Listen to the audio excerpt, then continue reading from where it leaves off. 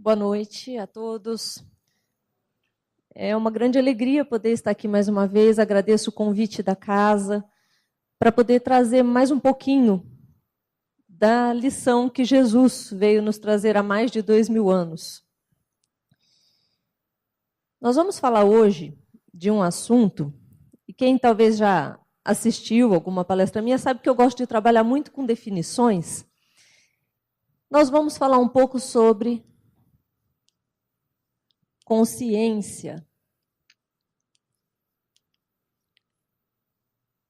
E o que é consciência?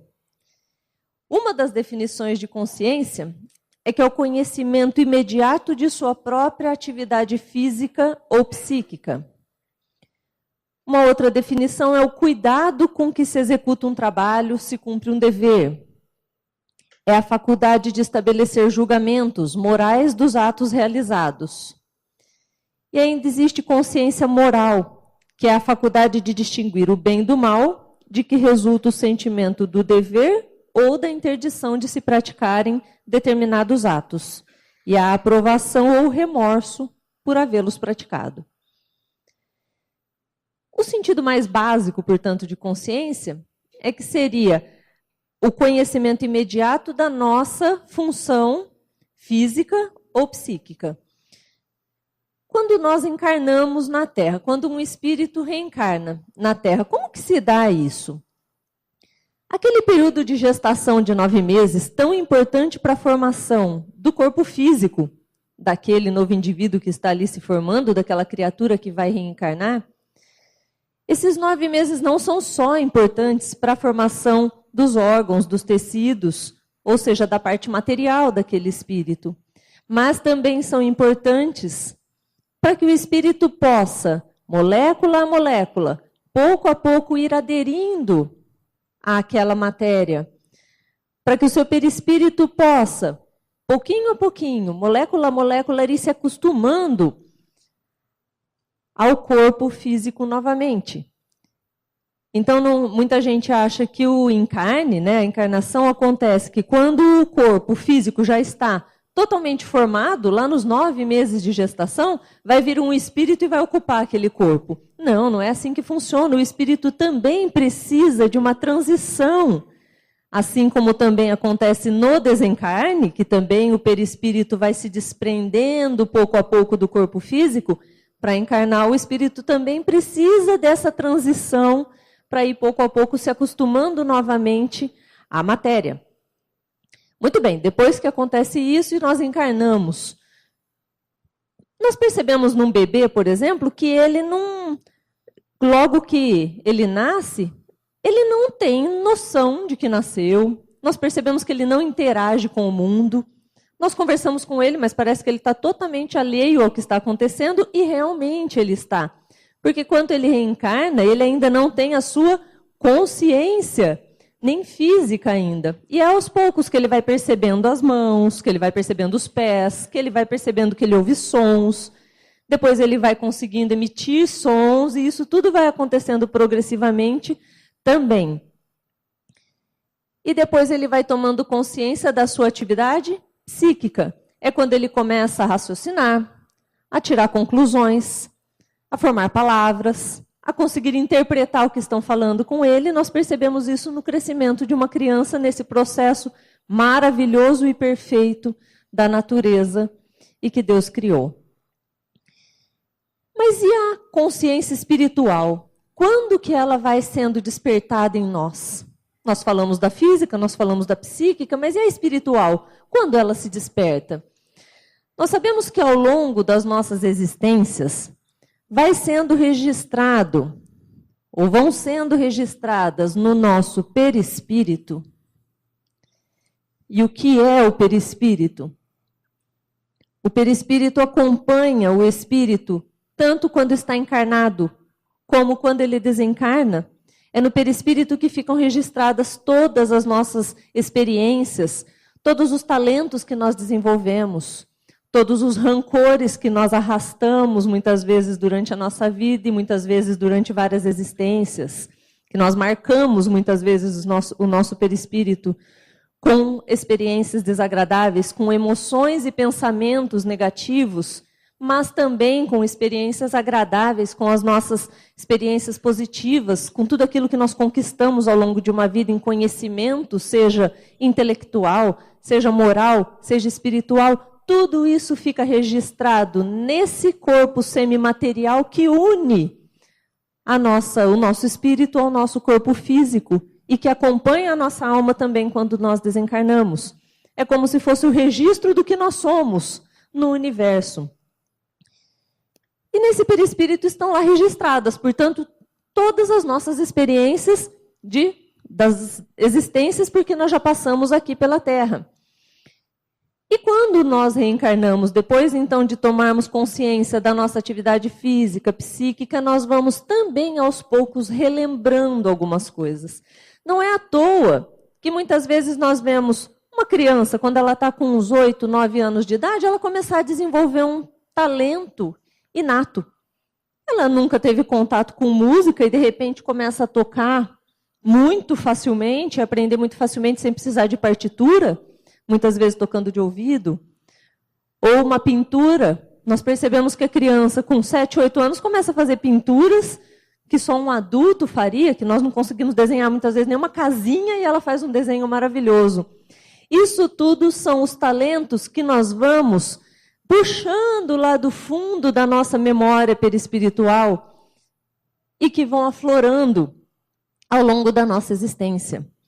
Então, nós temos a bênção do esquecimento, sim, mas nós também, aos poucos, vamos relembrando, principalmente quando nós temos algum impulso ou algum estímulo que nos traz à tona alguma experiência lá do nosso passado. E é aí que então nós vamos tomando consciência da nossa atividade espiritual e muitas vezes, principalmente quando nós conseguimos nos concentrar, quando nós temos mais o tempo ou a disposição de nos silenciarmos para meditar um pouco, para nos auto-observarmos e podermos nos conhecer um pouco mais, nós temos mais chances de conseguir despertar esses nossos talentos e esses conhecimentos que nós já conseguimos angariar ao longo das nossas existências.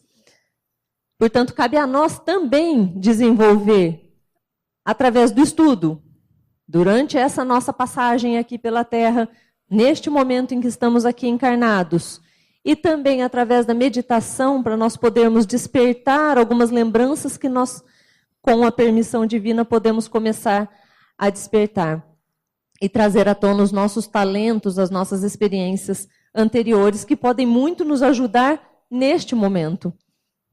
Muitas pessoas dizem em algumas doutrinas que nós, na verdade, não temos nada a aprender, nós temos que recordar. Porque almas já antigas que somos, que já encarnamos muitas vezes milhares de vezes aqui na Terra, nós temos é que recordar muitas das coisas que nós já aprendemos nesses milênios e milênios de existências que já temos como espíritos que vieram reencarnando várias vezes aqui na Terra. Então muita gente diz, nós não temos mais nada a aprender, nós temos a recordar. E é nesses momentos em que nós conseguimos fechar os olhos, entrar em conexão com o alto, meditar, que nós conseguimos muitas vezes despertar esses conhecimentos que nós já temos em nós e que nós já conquistamos ao longo de outras existências passadas.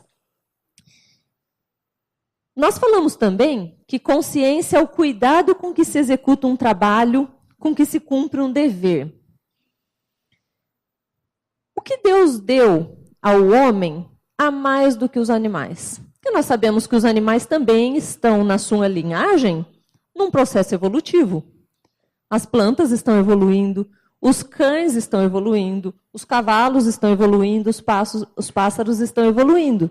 Cada um, como nós, está ali no seu processo de evolução. Mas o que Deus deu ao homem a mais do que ao animal? E é um ponto muito importante. É a vontade de querer sempre melhorar. E aí no capítulo 25 do Evangelho segundo o Espiritismo, que tem como título Buscai e achareis, nós temos ali Kardec nos falando sobre a lei do trabalho. E a lei do trabalho é uma lei divina que nos leva, consequentemente, à lei do progresso. O progresso que é um potencial que todos nós temos em nós. Mas esse potencial só cabe também a nós desenvolvermos. Ninguém pode fazer o nosso progresso, seja intelectual, seja moral ou seja espiritual por nós. Eu, como dei aula muitas vezes, eu sempre falei muito para os meus alunos, principalmente para aqueles mais preguiçosos. Eu falava assim, eu posso te ensinar, mas eu não posso aprender por você. E é verdade. Quando nós temos a riqueza da doutrina espírita, nos trazendo milhares de livros para ler de diversos autores, só de Chico Xavier, que Chico Xavier psicografou, foram mais de 450 livros. Ou seja, os instrumentos estão todos dados para nós. Quando nós entramos num estado de meditação e que nós pedimos a ajuda dos espíritos benfeitores, conselheiros, para nos trazer conselhos, para nos direcionar um caminho do que fazer, nós temos que ter os nossos ouvidos abertos, nós temos que ter a nossa vibração propícia para que eles possam nos trazer aquele aconselhamento, ou seja, depende muito mais de nós esse progresso intelectual, moral ou espiritual do que de qualquer outra coisa. Então, ali onde nós temos Kardec nos mostrando, nos trazendo a lei do progresso, através da lei do trabalho, que é algo que só depende de nós, não é? Nós vimos que nós temos todas as ferramentas a nos impulsionar a progredir. E só vai depender de nós fazer esse progresso. Mas por que é importante para nós progredir intelectualmente, moralmente? Porque quanto mais inteligente nós vamos nos tornando, e não inteligência só intelectual, nós estamos falando aqui, mas também moral, quanto mais inteligente nós vamos nos tornando, mais condições nós temos de conhecer as leis de Deus.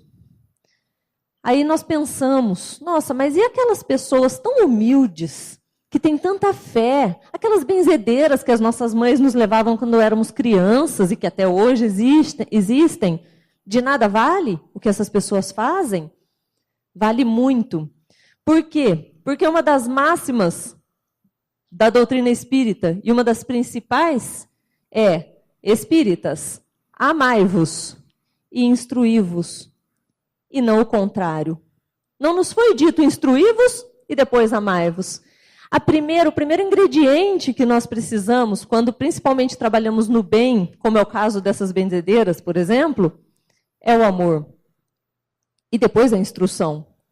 E por isso, primeiro nós temos que ter lá dentro aquele amor falando dentro de nós, e depois nós buscarmos o conhecimento, nós buscarmos nos tornar cada vez mais inteligentes, seja intelectual ou moralmente, porque isso vai nos ajudar a compreender mais as leis divinas e compreender e aceitar mais também os desígnios divinos. Nas dificuldades que nós passamos na vida, nas vicissitudes que nos são apresentadas o tempo todo, nesse mundo de expiações e provas que nós ainda habitamos, se nós formos mais inteligentes, nós compreenderemos melhor tudo isso por que estamos passando e aceitaremos, por conseguinte, muito melhor e muito mais facilmente tudo isso. Portanto, o ignorante, ele aceita as leis de Deus. Se você perguntar para um ignorante muitas vezes e falar, mas você acredita em Deus? Ele vai falar, claro que eu acredito em Deus. Ele aceita, mas ele segue cegamente muitas vezes. Não é? E nós vemos muito isso em certas doutrinas, em certas filosofias, que não instruem, né, os seus fiéis, digamos, fazem simplesmente com que eles sigam cegamente aquela doutrina. A doutrina espírita não é assim e nós sabemos disso. Então o ignorante aceita e segue cegamente. Ao passo que o instruído, aquele que já desenvolveu a sua inteligência intelectual e moral, ele aceita e ele compreende muito melhor as leis divinas e deixa de ter uma fé cega e passa a ter uma fé direcionada e instruída. Quando nós dissemos que consciência é, então, o cuidado com que se executa um trabalho, com que se cumpre um dever, essa é uma palavra também chave para a gente analisar aqui. Dever. Mas que deveres nós temos? Pelo que eu saiba, eu não devo nada para ninguém, não é? Da minha vida cuido eu? Muito bem. Nós temos deveres para com Deus? Será? Não. Deus não nos cobra nada, na verdade. É importante nós sabermos que antes de reencarnar, quando nós ainda estávamos lá no plano espiritual, nós formulamos, nós elaboramos um programa reencarnatório. Espíritos amigos, já de uma ordem um pouco superior à nossa, ou muito superior à nossa, estavam lá para nos auxiliar e confiaram nessa nossa missão de reencarnar e de ter mais uma existência, mais uma passagem aqui pela Terra. E esses espíritos nos ajudaram a formular o nosso programa reencarnatório. Nós não viemos aqui para a Terra como um barco que é deixado no mar à deriva. Vai, agora você se vira, você reencarnou. Não é bem assim. Nós temos, sim, um programa reencarnatório. Nós temos um plano de viagem, para essa viagem que nós viemos fazer aqui nesse momento. E quando nós fizemos esse programa reencarnatório, nós estabelecemos algumas metas, e esses deveres que nós temos, portanto, são para com nós mesmos. Deus não nos cobrará nada. Na verdade, somos nós que estabelecemos as nossas metas, nós fizemos as nossas escolhas antes de reencarnar.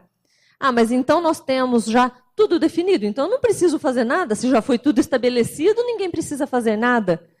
Porém, quando nós viemos aqui para a Terra, quando nós reencarnamos, nós ganhamos 2 instrumentos de presente muito importantes. Um deles nós já falamos aqui, que é a consciência. E a consciência é o telefone que nos mantém conectados com Deus. Porque quando Kardec pergunta na questão 621, onde está escrita a lei de Deus? A resposta é muito simples, na consciência. A consciência é o telefone que nos mantém conectados, porém, quando nós criamos as condições necessárias para que nós possamos escutar. Por quê? Porque muitas vezes nós estamos com a nossa cabeça e com os nossos problemas gritando tão alto dentro de nós, chiando tanto dentro da nossa cabeça, que nós não conseguimos escutar quem está falando do outro lado da linha. Então, por isso é importante nós sempre tentarmos conservar a tranquilidade e o hábito da meditação e da oração, para podermos nos conectar e tentar baixar um pouco o volume das nossas preocupações e dos nossos problemas aqui dentro da nossa cabeça e na nossa vibração, para que nós possamos baixar o volume desse chiado tão grande e poder escutar o que estão dizendo para nós lá do outro lado da linha, por intermédio de espíritos amigos que nos são enviados para nos aconselhar muitas vezes e nos intuir. E o outro instrumento que nós trazemos conosco quando reencarnamos e que é o nosso leme, já que a consciência, portanto, é a nossa bússola nesse barco que nós fomos deixados aqui na Terra. A consciência é a nossa bússola, o livre-arbítrio é o nosso leme. Então, nós podemos estabelecer o nosso destino. Nós temos, sim, um programa quando viemos aqui para a Terra. Nós estabelecemos algumas metas. Nós dissemos, não, eu vou conseguir dessa vez me melhorar nesse ponto. Eu vou conseguir resgatar aquela dívida que eu tenho com aquela pessoa que durante várias existências a gente ainda não conseguiu resgatar. Eu vou conseguir me livrar daquele vício que eu venho arrastando também ao longo de várias existências na próxima. E aqueles espíritos que nos auxiliaram a formular esse programa confiaram em nós nisso. E nós então viemos aqui com esses 2 instrumentos. E o livre-arbítrio é a nossa, como eu disse, é o nosso leme. Nós vamos direcionar para onde queremos levar. Ao longo da nossa vida nós temos alguns sinais e algumas pistas de qual caminho seguir. Mas, mais uma vez, nós temos que ter os olhos abertos, os corações abertos e tentar nos concentrarmos e tentar serenar um pouco o nosso barulho para podermos escutar os aconselhamentos que muitas vezes nos são trazidos, inclusive durante o sono. Daí a importância de nós nos prepararmos antes de dormir, tentar também entrar já num clima mais sereno, mais tranquilo, tentar serenar a nossa mente para que durante o sono nós possamos receber esses aconselhamentos.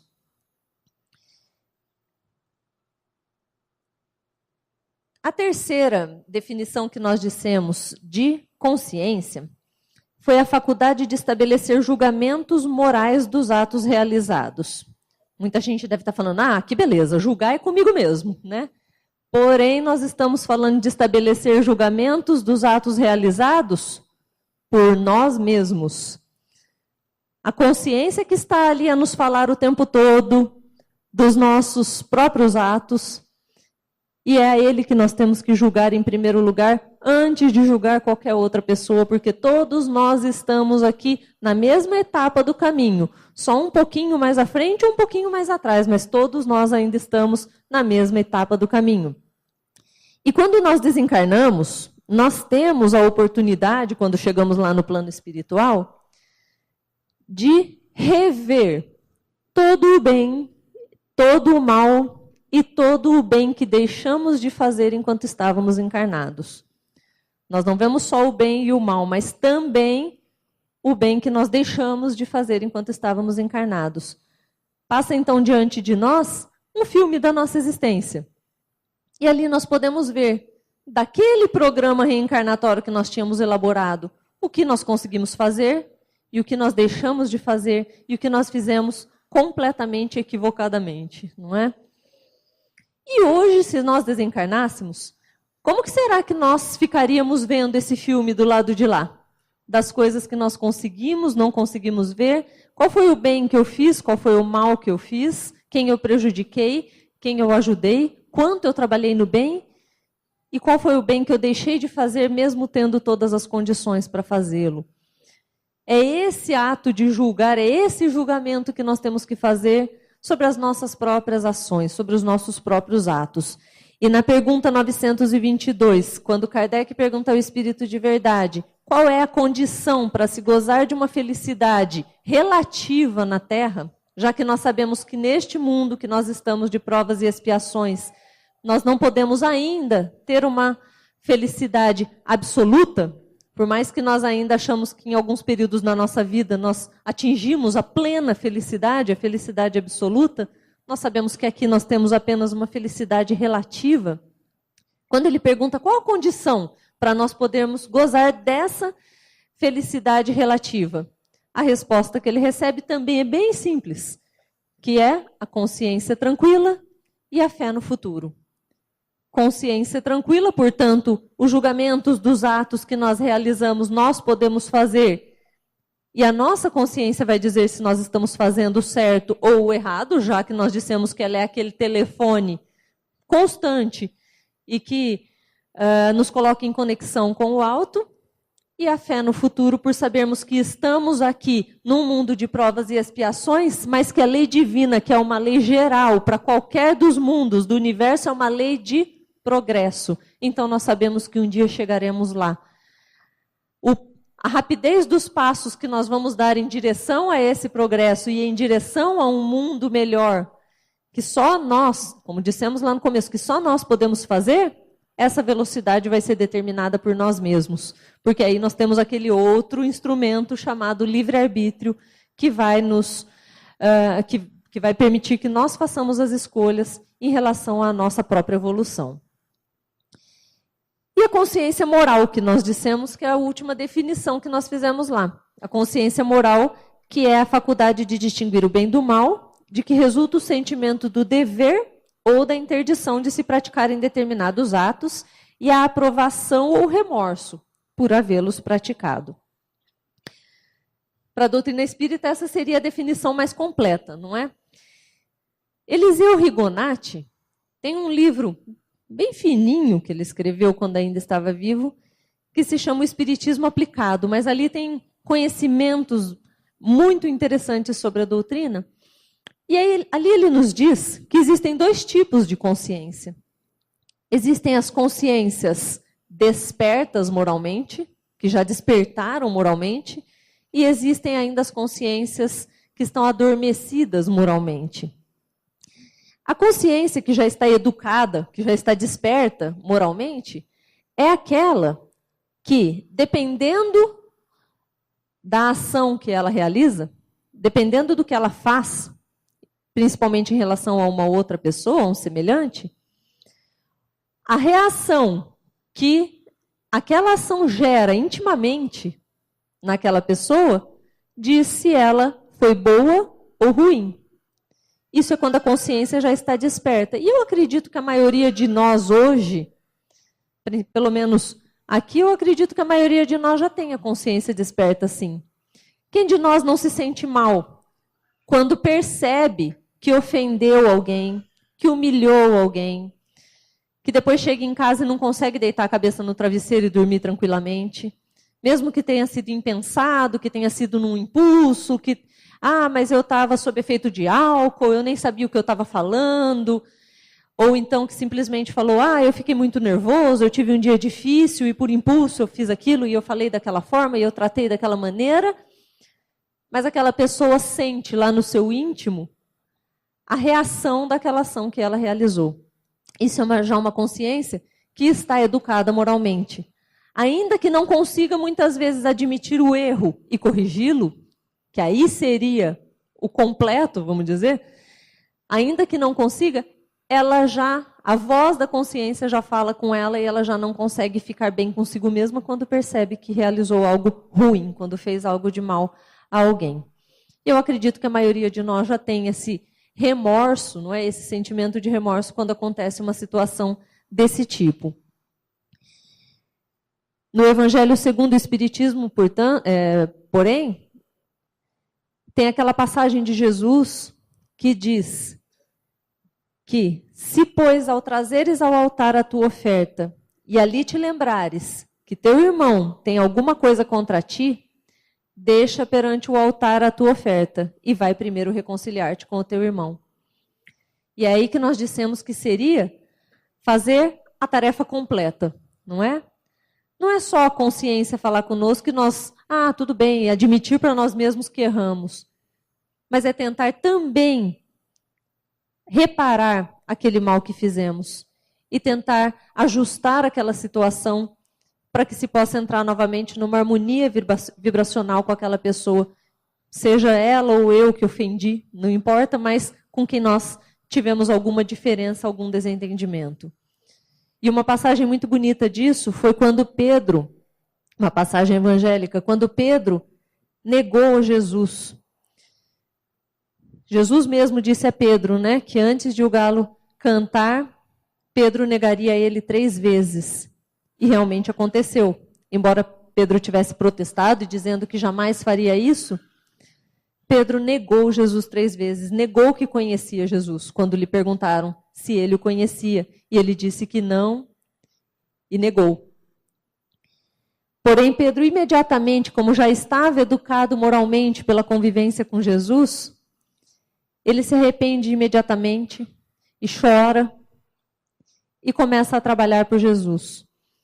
Foi aí que realmente ele começou a trabalhar no Evangelho de Jesus e mesmo depois que Jesus partiu, que o Cristo partiu, ele foi um dos grandes baluartes do cristianismo, trabalhando na causa, trabalhando no bem por Jesus. Na verdade, nós estamos falando aqui, que foi o que aconteceu com Pedro, nós estamos falando aqui de reforma íntima, não é? A reforma íntima só será possível quando nós nos autoconhecermos. A reforma íntima só será possível quando nós relembrarmos Sócrates, o missionário que veio à Terra muito antes de Jesus, séculos antes de Jesus, missionário porque ele foi enviado para preparar a humanidade para a vinda do grande mestre tempos depois. Ele já nos disse, conhece-te a ti mesmo. Porque o autoconhecimento começa quando nós começamos a nos auto-observarmos. A auto-observação, quando nós fechamos os olhos e conseguimos entrar num estado de meditação e olhamos para dentro de nós mesmos, para descobrir o nosso verdadeiro eu sou, para descobrir a nossa verdadeira essência, começa em nos auto-observarmos. E nos auto-observando, nós nos autoconhecemos. É aí que começa o autoconhecimento. E quando nós nos autoconhecemos, é aí que nós passamos a começar a realizar em nós algo que nenhum remédio de prateleira de farmácia jamais vai conseguir realizar, que é a autocura.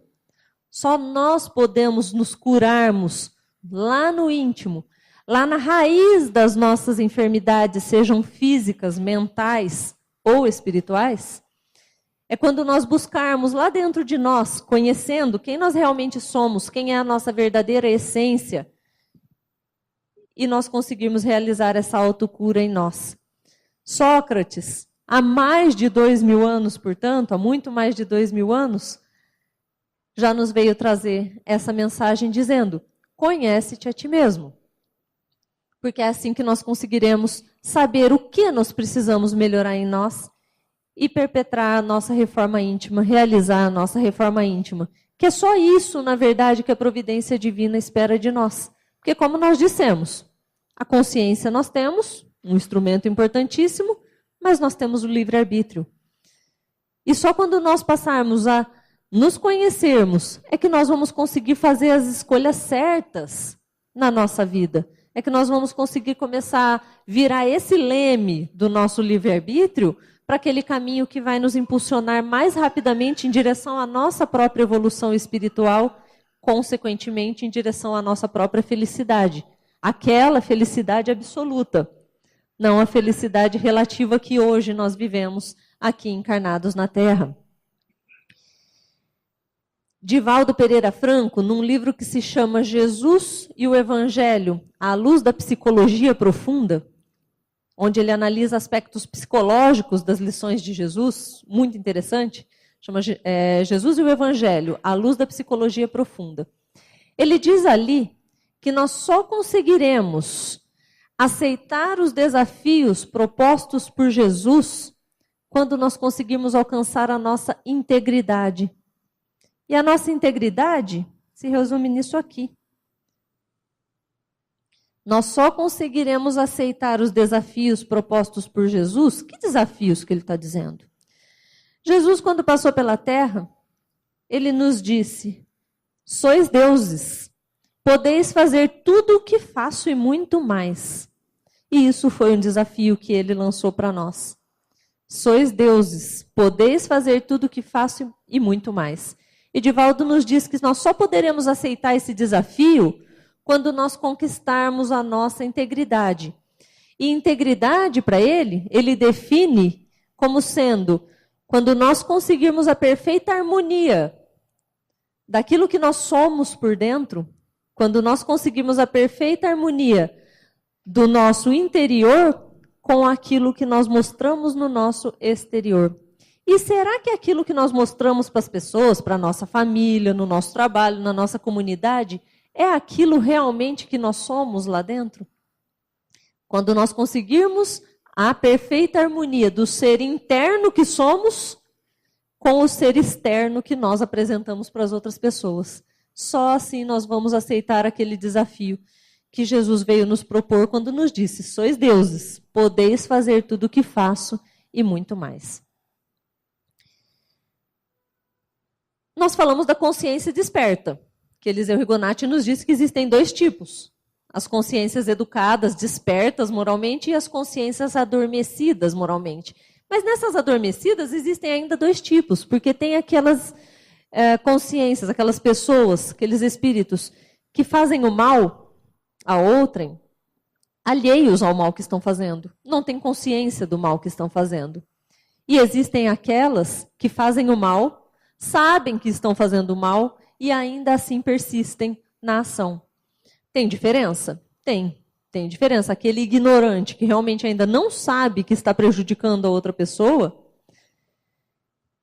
ele tem, digamos, menos responsabilidade enquanto não tiver a sua consciência desperta do que aquele que sabe que está fazendo mal e ainda assim insiste no mal.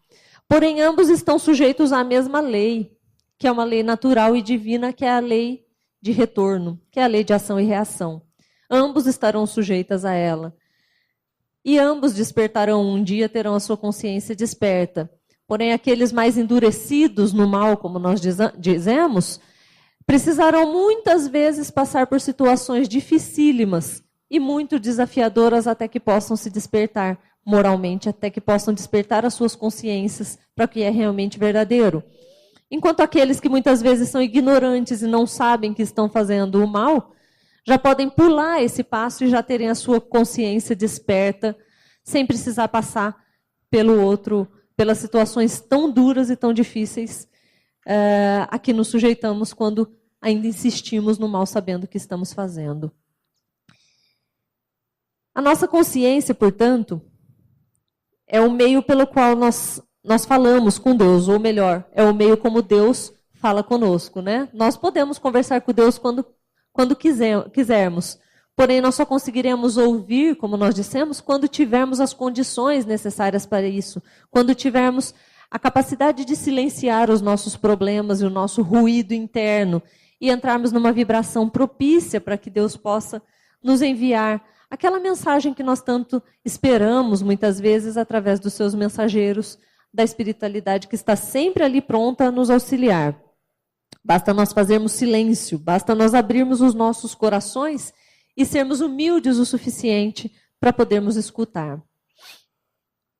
Certa vez, um discípulo perguntou ao seu mestre como que ele saberia se estava vivendo na ilusão ou na verdade. Mestre, como que eu vou saber se eu estou vivendo de ilusão ou se eu estou vivendo na verdade?